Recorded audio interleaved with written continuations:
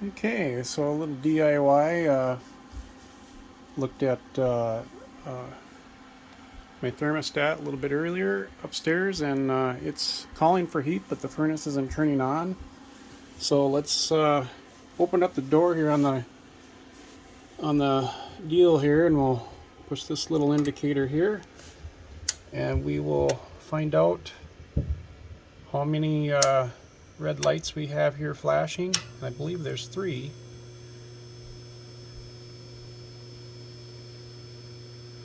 See what happens. Oh, there we go. We got 1, 2, 3. So the furnace won't fire up.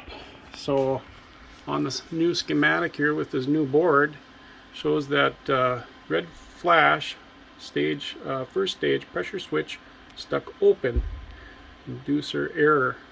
So I guess a lot of times that when the pressure switch goes off, you could either have a bad pressure switch, or your intake or your exhaust might be blocked at the other side of the house. Since this furnace has been running constantly over the last few days, I'm going to indicate that there might be blockages in this pipe, and I'll go to the outside and check it out and see what's going on.